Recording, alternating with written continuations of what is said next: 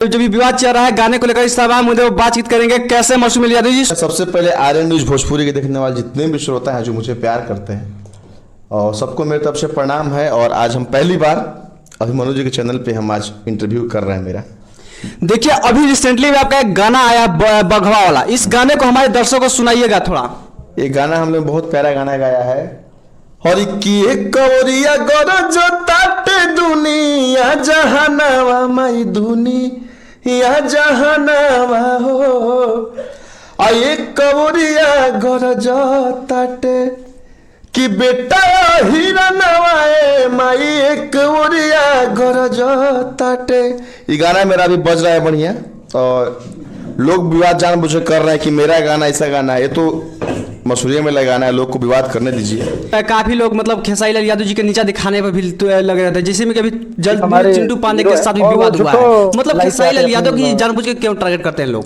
देखिए, एक आपको उदाहरण मैं दे रहा हूँ कि जो एक आम का जो पेड़ होता है ना, उस पे जो लोग, देखिए आम पे जब आम पक्का हुआ रहता है लोग उस पे पत्थर चलाते हैं, और जो कच्चा रहता है लोग नहीं चाहते कि हम कच्चा फल को खाएं। तो खेसारी लाल यादव आज के डेट में भोजपुरी का नंबर 1 हीरो एक्टर, जो कुछ भी कहा जाए, यह है सबसे नंबर 1 पे, इसीलिए लोग उनको टारगेट करते हैं।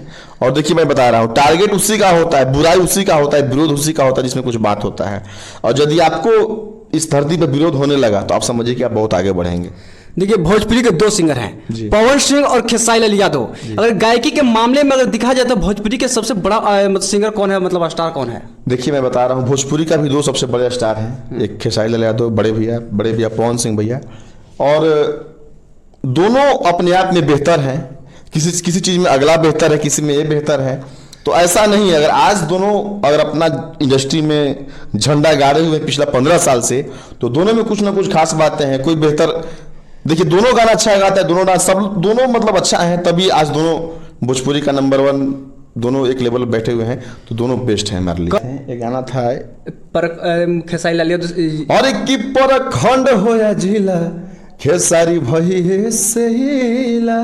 तो बहुत तरह गाना गाते ही रहते हैं, और विवाद में हम नहीं रहते, लोग मुझे रख देते हैं क्योंकि जानते हैं कि केटीएम अभी दहाड़ रहा है।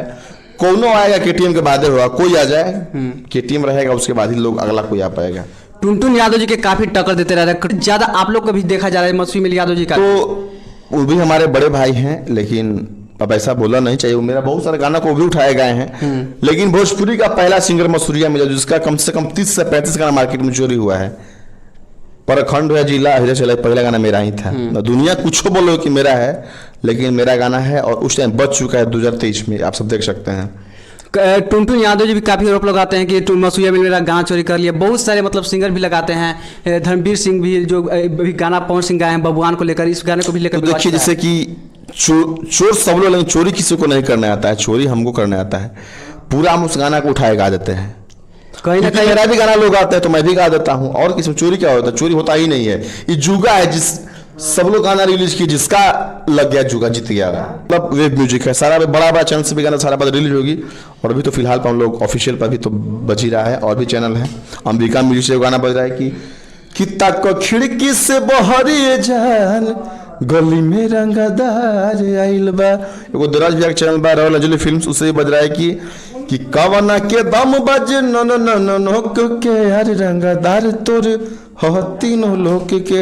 एक आपका जो बहुत ज्यादा गाना वायरल हुआ था, जिस गाना बरखा वाला गाना था शायद, वो भी दराज भैया के चैनल से गाना था, रॉयल अंजलि फिल्म से, कि कैले बा मौसम सुहाना तू मुंड अपन कलना ताजा हो, छोड़ है छातावा ओढ़ी के दुपट्टा बरखा के मजा हो।